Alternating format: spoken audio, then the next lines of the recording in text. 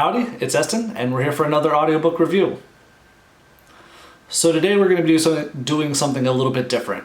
Normally I do fantasy book reviews, and that's what you're going to hear the majority of the time. Sometimes I read other books though, and I thought that you might want to know what I think about those too. So today is going to be a religious book review. I am a Christian, and I read books in that genre sometimes. And this one I find to be a very compelling read for anyone who is a Christian and or wants to be a Christian and or is interested in Christianity. Some Christian books are really only beneficial for people who already believe the faith, and some books are interesting for people who want to know more about Christianity, and some books are to help people come to Christianity. Okay, so I think this book kind of hits all three, which is pretty impressive. The book is only 3-4 hours long, tops, I think. And in that short time span, the narrator, or the author, was able to create a very useful, practical book for anyone that is even interested in Christianity.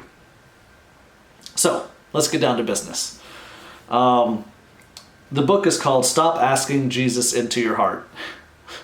The title is pretty catchy from someone who's coming at it from a Christian perspective. The author is J.D. Greear, and it's narrated by Tom Parks.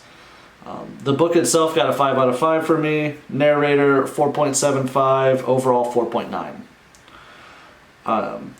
I came up with different topics or different categories to rank this, because magic system, secondary characters, those things don't necessarily fit genres that are self-help or spiritual life or other books besides magic books or fantasy books.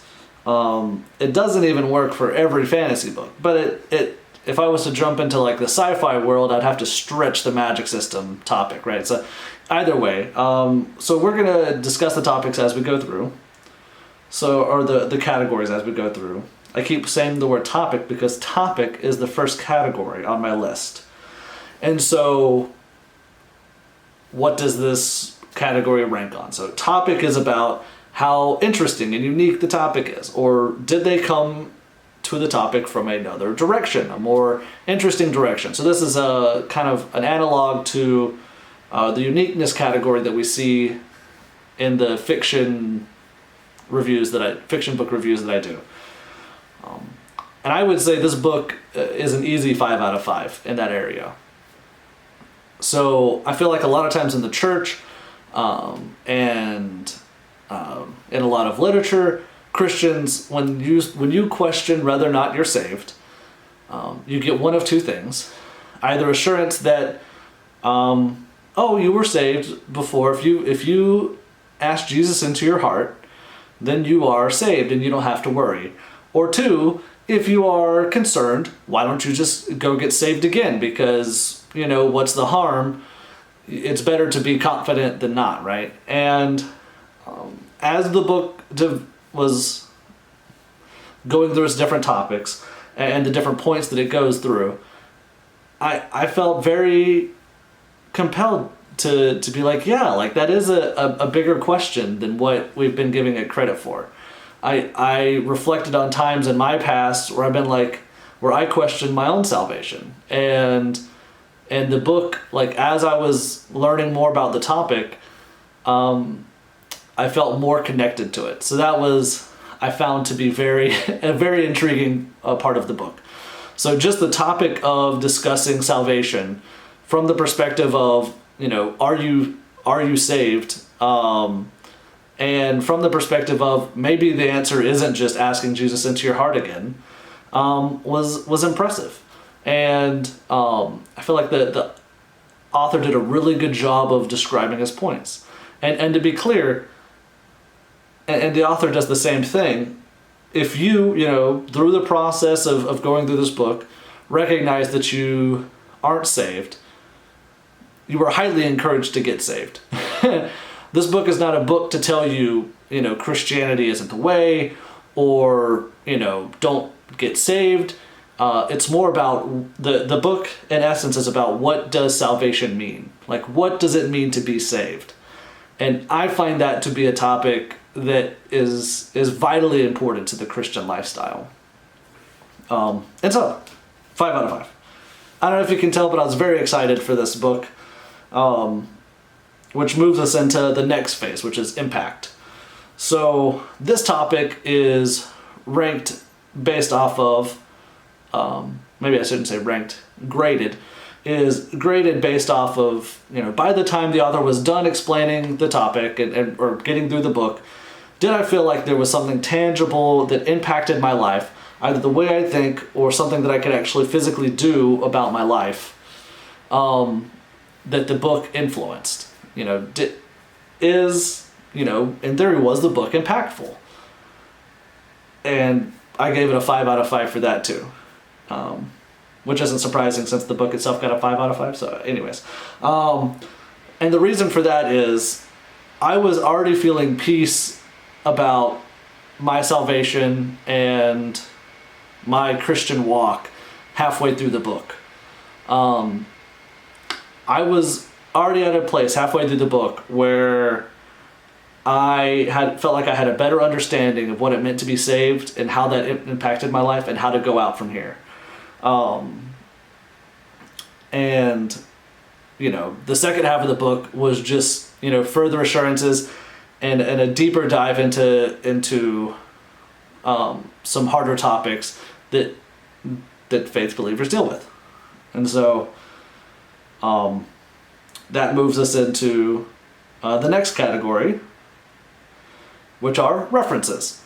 When you have a book that is trying to tell you how to live your life or trying to tell you how to improve your life, you need references. I do not care if you think that I should be waking up every morning and taking a cold shower unless you have some type of reference to indicate why that's the case. Your lived experiences, your singular lived experiences aren't enough. Maybe you could correlate, the lived experiences of you and 20 friends that all did the same thing. That would mean something. Those are kind of references.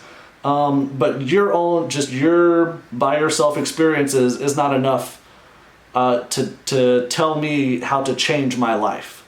And so in a religious book, there's only one real reference that you need. Other references are useful, but for a Christian book, the Bible is, the reference, and he uses it a ton. Once again, he packed in so much into a very short book. And the thing that was impressive about it was that he was able to take very complex topics, give you the take-home points very early on at the very beginning, and then he dives deep into each one of them to discuss, harder questions associated with those topics. And each point along the way, he provides biblical text that both backs up his points and biblical text that would be used to counter his points. And he discusses for both of them, what they mean, where they're coming from, the background for them. And he explains it in such a way that at least anyone that has grown up in a Christian church would get it. I think he explained it to a degree that most anyone would understand. And he used biblical references all along the way, which, if you're trying to explain Christian salvation, that's the book you should use. So that was great. On to narration. I didn't really know how to grade narration for a book that was a self-help book and not a book about a fantasy adventure. So I left one of the categories the same, dynamic voicing. And for dynamic voicing, all I'm really looking for is, one, you're not monotone, and then two, you indicate that you're interested in the book by talking about it. And so like, I want a narrator that sounds like he's interested in the words he is saying, or she, obviously. You don't want someone that just sounds like they're being paid to read the book. I don't really know how to describe that very well other than that, but I feel like the narrator did a great job in that sense. So got a 5 out of 5 for dynamic voicing. The category that I am less sure about out of all of my other categories is reference explanation. When you have a book that is a self-help book, the references, once again, are very important. Not having the physical copy, I don't know what was in the book. I don't know if there was just, biblical verses written down, or if they had like did it just say John 3:16, or did it say John 3:16 and then the whole verse?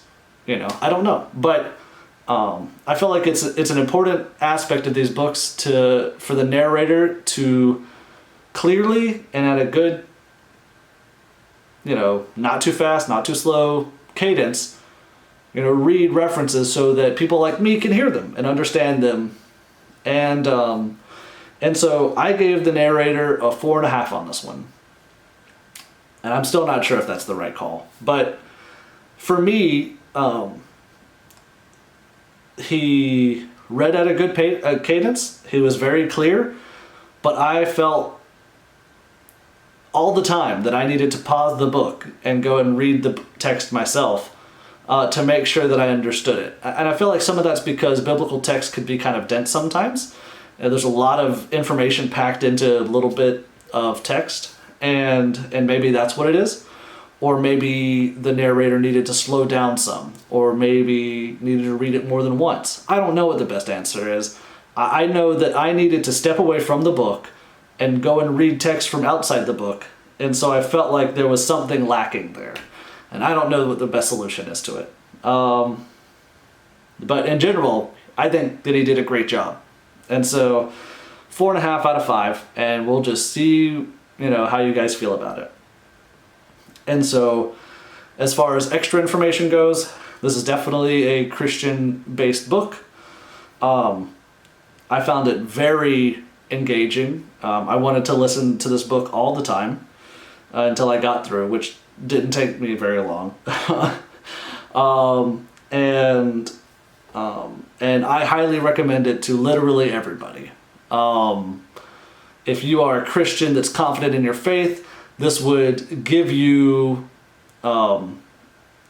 some logical grounds to be able to help other followers that are less secure, that come to you with questions. So it helps you even if you are at the pinnacle of Christian faith, all the way down to not saved, but interested to know more about Christianity. I think this is a great book. And yeah, that's it.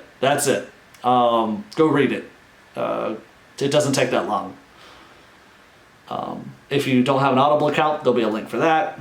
There'll be a link to Patreon to give me money and for nothing but gratitude in return. And then there'll be a link to a shake mix because I use it every day and I find it very convenient. And I at least contribute part of my 20 pounds of weight loss during the coronavirus to that. Although I think the majority of it came from changes in diet. Hashtag next 56 days. Yeah, like, subscribe, comment. I'm really interested to see what you guys think about doing book reviews for non-fantasy books. Do you care? Do you not care? Yeah, that's it. Thanks for showing up. Hopefully you don't feel like I wasted your time. I don't feel like I wasted my time because I feel like this was a good enough book that it needed to have a review. And I highly encourage you to go listen or read it now. See ya.